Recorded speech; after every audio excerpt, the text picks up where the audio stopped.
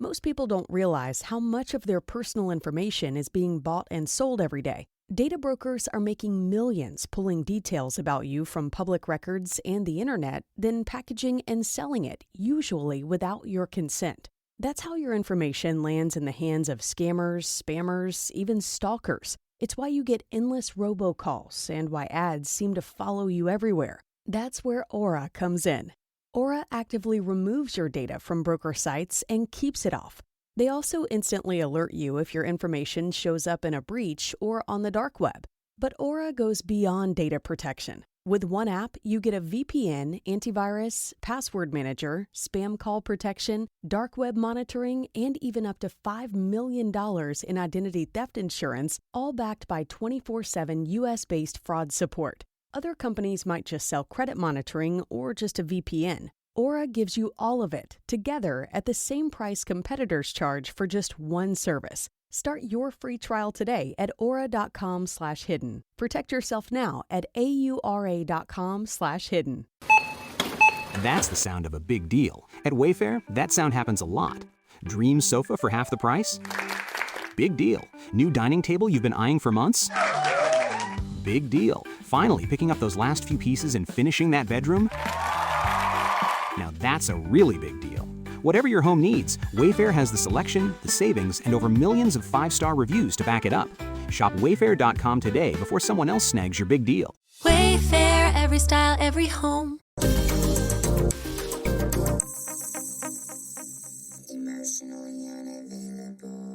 Hello, how are you guys? I'm trying to pull up my notes. I'm fine, I guess. Just wanted to do, I don't know, here's the truth. I keep feeling like I should do a solo episode, a little update, mostly for like that small pocket of people who are out there for the grief content, but struggle with feeling like nobody actually wants me to. So I don't know if that's true or not, but that's what my brain says. And I haven't really felt like, that's the thing is that I still don't feel like doing it. It's like a nag, like I should. So I was like, okay, well, I'll do it, but we'll see. Yeah, so let's think. The last update I would have given you, I don't think I had gone to grief group yet, so I'll just start with where I was like a few weeks ago, where I had last month on my period, which I'm on my period again, had an insanely hard week, like a very, very, very hard week. Hard in that grief is like a weighted vest and it's pretty heavy. So let's say your normal activities, like nothing's great, nothing's horrible, but just your normal life, you're walking around a little heavier. Some people a lot heavier. I just feel like I've got really good tools, you know? But okay, so that week was very heavy, but then also just like hormone shifts added more weight. And it made it hard to just like trudge through life. And everything felt like a gut punch. Every time I would think about Jake or see a picture of him or see his old martial arts studio post a video or a friend of his turn 19, any of that stuff happened that week. And it was just, I cried so much that week. I don't care about crying, but I'm just telling you that that's what that week looked like.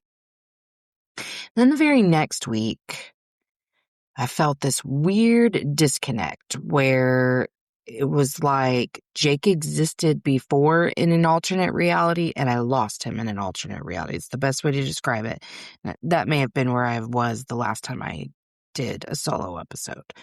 So, it's the only way I can really describe it is that there was just like this wall between me and the grief. I could still feel the weight somewhat, but like overall it was really disconnected. That lasted for probably 2 weeks, which was nice because I could think about him and smile. Like everything was pleasant around him. Like I feel weird even telling y'all this, but this is just my experience. But like I would think about him and I would just remember him fondly. And then that was that. I could be in his room and have fond feelings. And it's not that when I'm in his room, I don't have fond feelings, but it can evoke really strong emotions. Like I go in there to feel him and to say hi to his stuff and whatever. But sometimes I go in there because I'm just having a really hard time and want to feel close to him. So I don't know. It was just really weird. So I'd go into his room and I'd be like, hi, Jakey. And then, you know, breathe in his room and then leave. Like it was just really fucking airy. Like it just didn't feel as heavy. It was crazy. And then about a week later, the next week, that lasted about 2 weeks, and then the next week, could feel again. There wasn't a numbness, there wasn't a disconnect, but it wasn't like any heavier either. At least for most of the week. Yeah. I'm getting my weeks mixed up. Yeah. So it was good because I could feel again, but then also, it's a double-edged sword sometimes. And towards the end of that week, I really started dreading the fact that his birthday was coming up. Like just more and more stuff was reminding me that his birthday was coming up. It's on the 7th. And so I was feeling heavier and heavier by the day. By the end of that week, just was not feeling good. So I made myself, because something happened that Friday. What was it? I left the house for a couple of different things that Friday and that Saturday. And I don't remember exactly what I was doing, but I remember feeling good. And so I wanted to just like continue that momentum. So I did. And then that Saturday, whenever I got back from whatever I had done, I was like, you know what, Brian, let's go decorate Jake's grave. So we did. And I guess that's what we had done that Saturday is we went to support our friend's food truck. So I felt really good. And then when we got back, I decided we'd go decorate the grave. So we did. I loved it. It made me so happy. I cry pretty hard when I'm at the grave, but it's not because like I think he's there. It's his picture that's there. I don't know. It just gets me. But I mean, it felt good and I was happy to be there. And I was just in a really good mood and sent pictures to people and posted it on social media and then came up with a really solid plan finally for what we would do for his birthday celebration, which I guess I'll tell you guys in a minute. But so then I started communicating with his friends and with family and whatever to make those plans. I was just in a really good mood. And I was like, man, now I'm actually looking forward to his birthday because like I have a solid plan and everything's good. And then some money stress hit.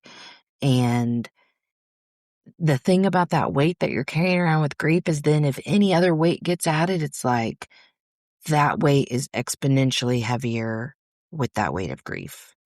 And so money stress just really gets to me. And, I'm working through it, doing what I can for that, but it is what it is. And then I received a text from someone who had visited his grave saying nothing's on his grave. And I was like, what? And so I was worried that it had gotten stolen, but she said, oh, well, I did see a sign saying that they clear at the beginning of every month. I don't know how I missed that sign. And I'm just hoping that's what happened. But I couldn't get a clear answer about the graves that were around him that I knew had a bunch of stuff on it whenever I was there visiting him. So anyway, I've been sad about that, but also still excited for his birthday and planning to take more stuff Saturday. I'm wanting to go get like wood and paint a mushroom on it and drill a stake into it and put that there. I'm not an artist, but I feel like I could do that. So the plan for his birthday is that we are going to go to our friend's food truck. It was Jake. They're our friends now, but it was Jake's second family. And he just always felt so safe and loved with them, and I always felt like I could trust them and that he was safe when he was with them. And so they opened a really fucking good food truck here local, and so we're gonna get. Jake was very, very, very excited and proud of her when she would talk about opening this food truck. And so I felt that the best way to honor him for his birthday would be to that be our family dinner, because we've always done a family dinner for birthdays. And I forgot I don't even need these glasses because I'm not looking at anyone else. So yeah, we are gonna do that, and we're going to pick that up and then go to the cemetery, and we're going to eat at one of the pavilions there at the cemetery. And then at the time he was born, we're going to sing happy birthday, because that was a tradition that we had when the boys were little. As they got older in school routines and whatever, it got a little more difficult. So, I would at least always try to text them at the time they were born, but, I've not done great at keeping up with that. But I thought, whenever searching for meaning and how I could honor him and my own needs to connect with him for his birthday, that felt really good to me. So, and then a friend was like, one of his friends was like, can I bring anything else? Ice cream, whatever. And I was like, well, I was going to pick up a.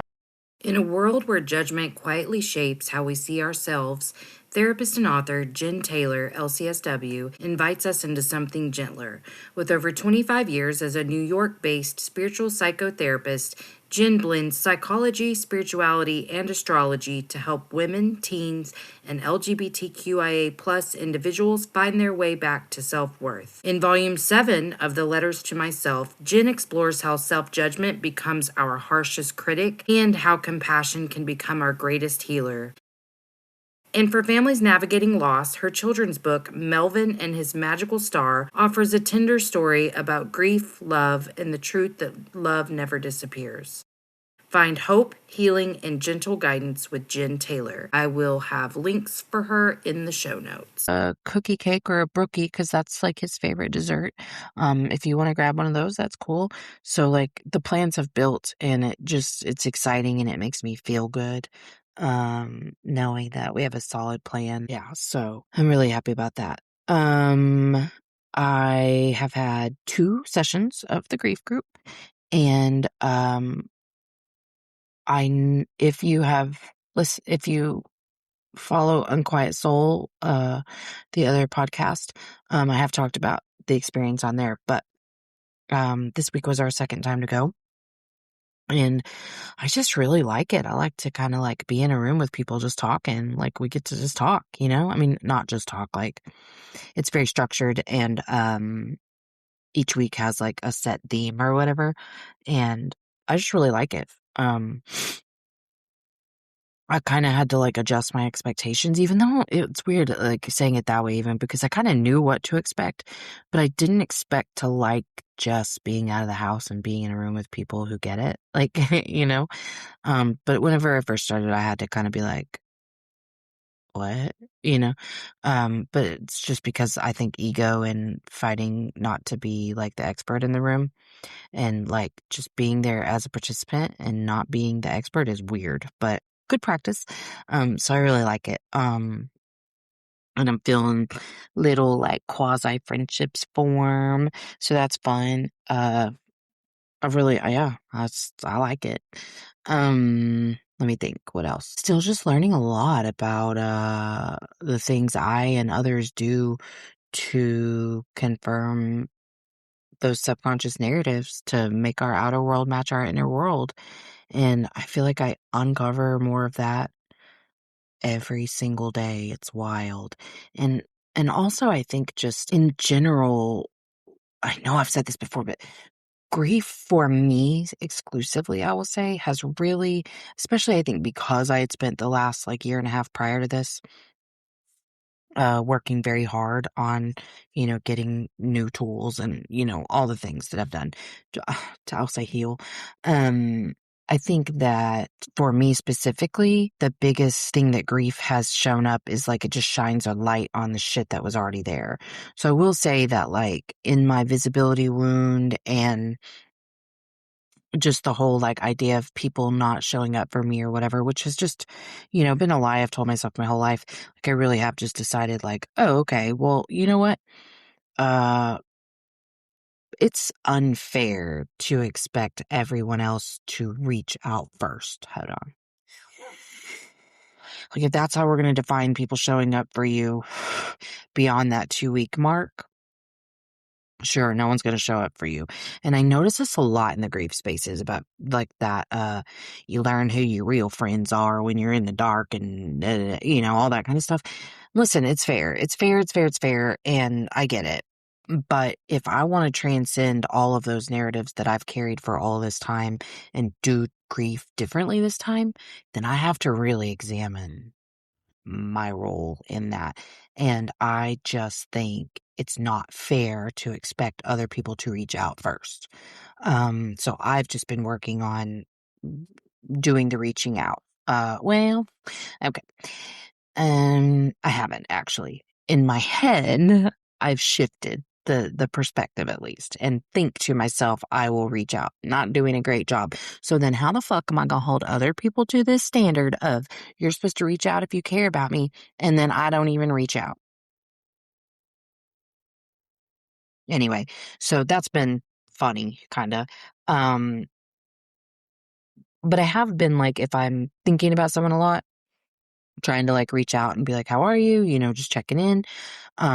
Because I'm really not looking for like a specific type of support. I'm just looking for connection and feeling like I'm connected with other people. So Bryson's yelling at Danny the dog, so I'm not sure what's going on. I've been so fucking distracted since he got home, and he of course got home 5 seconds after I started this recording, so I'm struggling.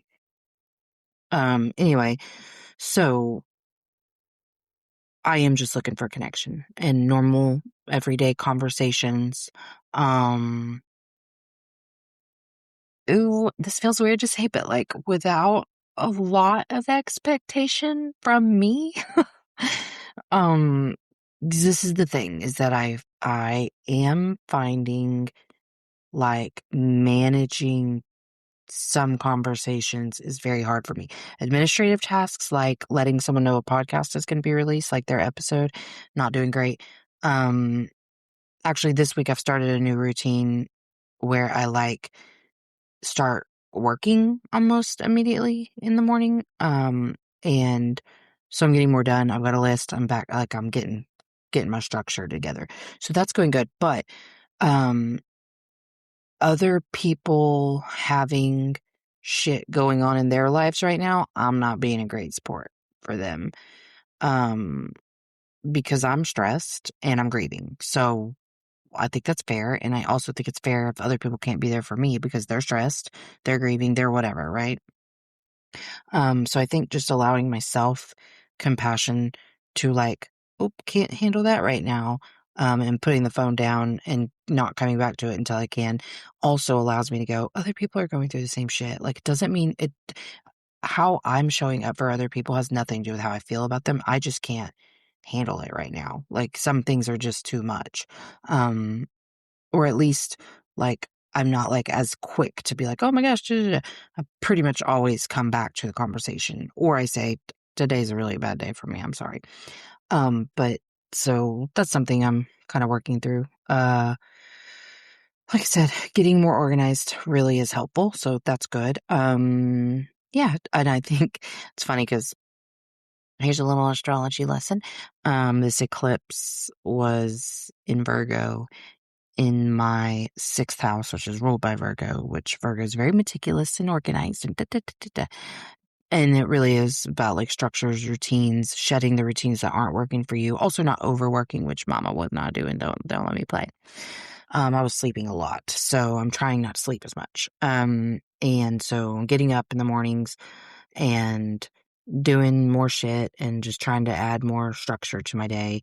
And I feel already like that's making a huge difference. And that, like, once I put all of it together, because I kind of started this like maybe 3 or 4 days before the eclipse, and I was like, oh, you know what? This is what I need to do. And then I realized what was happening, and I was like, God, astrology is so literal. So that was funny. But yeah, so I've been working really hard at that. And I think that my agitation with conversations is happening so that I could see why that happens in me and understand the same exact shit is happening with other people. I'm a great friend and I love people wholly, like so much. Um, and so I believe that they feel that way too, and they just have their own shit. So, trying to be there for people as much as I can, which is at a limited capacity right now, and that is fine. And it is also fine if people can only be there for me at a limited capacity. It doesn't say shit about how either of us feels about one another. And I will say, this is something that was talked about by a lot of us in grief group. Um, while I don't, w- I don't know how to phrase this. Like, when other people say things that are just like totally missing the mark when you're grieving,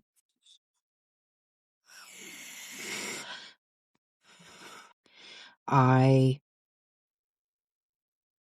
don't use that as a reason to push them away the way I did when it was my dad dying or died. But like, a guy in the group was talking about how fucking bad it hurts him. Actually, I don't know if that was the words he used, but that was what I got from what he was saying. Is how bad it hurts him when people say certain things. Um, and I realized that some of my hesitation to reach out to people is because, I mean, I am very tender. I am raw still. And it's very hard. Today, I want to share a book series that truly meets you where you are. Letters to Myself by Jen Taylor, LCSW, is a powerful collection written by a New York based spiritual psychotherapist with over 23 years of experience. Each volume invites you to write your way through trauma, healing, and self compassion, from sexual assault and abuse to bullying and cult recovery. These aren't just books you read, they're books you work with. If you're ready to reflect, release, and reconnect with yourself, search Letters to Myself by Jen Taylor on Amazon today, and I will also have a link in the show notes. To, I was going to say get people to understand, but for lack of a better phrase, I'll say that.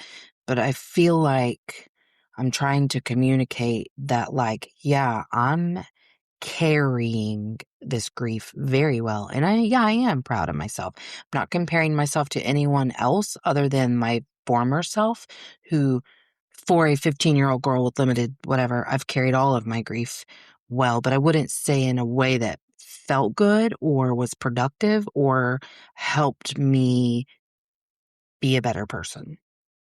Not a better person. Grow and evolve as a human. I'm a great person. But like, what I've noticed in my evaluation of myself after he said that stuff in group the other night was that I am kind of, or at least this is the way I visualize myself, like very contracted and bracing and like, oh, words hurt, please. Just treading lightly around conversations because it doesn't take much to hurt me. Um, and so what I've learned from that, though, and what I would like to educate others on is, again, it's my responsibility to create the safety and to stand up tall and get out of that contracted, bracing position and go, people are going to say shit. And it's gonna penetrate me because I'm very available to my emotions and my heart is wide open for everything. And that means hurt too. So people are going to say stuff. And I don't have to like be so afraid of that. Again, this is like an area where fear is really kind of taking control in my social interactions because I'm afraid. Like, I'm no longer going to anger the way I did back in the day, but I am afraid of being hurt by other people's words. And I mean, it does happen a lot. I mean, you would be very surprised, but only I think because I'm carrying the grief well, it feels like people just don't fucking get that it's awful. Like, it's a, like, it's awful for Bryson, it's awful for me, it's awful for me to watch Bryson grieve. Like, it's hard. It's hard to grieve. It's hard to carry it in a way that honors my worth and value as a human. So, um, I think my focus on only doing things that lights me up, is the key, because doing anything I dread just is too much. It adds too much weight and I can't move. That's the best way to describe it. So it adds too much weight. I can't move. Like, if somebody were to throw a 120-pound weight vest on you, you couldn't move, right? So that's kind of how that works for me. And I'm just not even going to try, because whenever I do things that light me up, weight is lifted and I just feel airier and. So, yeah, I think, again, I'll just circle back to what I was saying, is that, I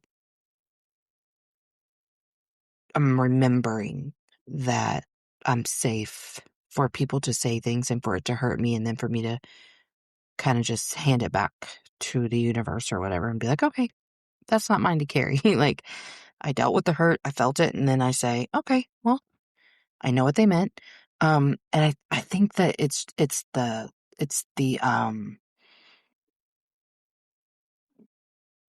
statements around,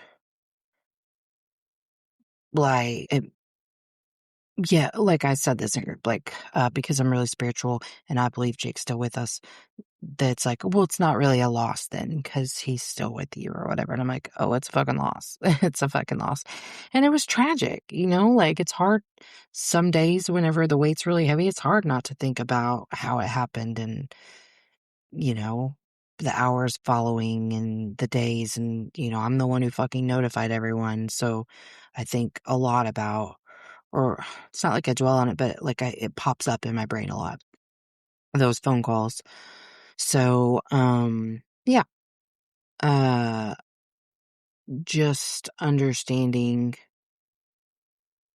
that I'm the one in control of how I respond to anything in this environment, and kind of breathing a sigh of relief, like, hey, and you survived and you moved on. Like, yeah, people are going to say things, because if you don't get it, you don't get it. And that's okay.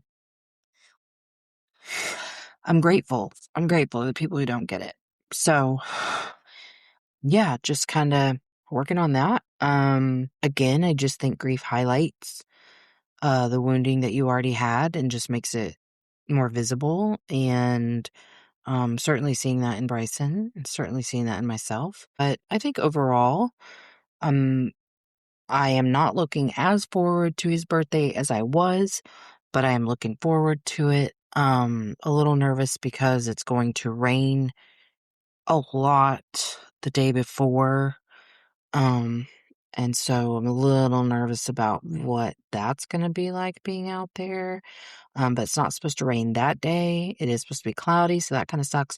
But I'm a little nervous about how that will go with putting things on his grave and stuff like that. So have to deal with that. But gonna just try to go into that with like an open heart and uh expectations of an energy that I want to feel, and not necessarily how it will look. And I think I'll probably, I don't know, say a few words or something. Who knows? Anyway, so that's that. Yeah. So hope you guys are doing well. I appreciate if you're watching or listening or whatever. I appreciate that a lot, because I don't know, I really am struggling with, like, people don't want me to talk about this stuff. So, you know, I'm putting it out for the people who are searching for content on child loss later. and come across this. And I hope that if you are someone in grief, that it helps you. And it does help me to talk about it. So thank you for listening. And yeah, just love you guys. And I'm grateful for this life, and I'm learning truly how to transcend even the stress. Is like, just get into that fucking grateful ass energy. And I am grateful. I'm super grateful for the people that I love, for the opportunity to do what I love.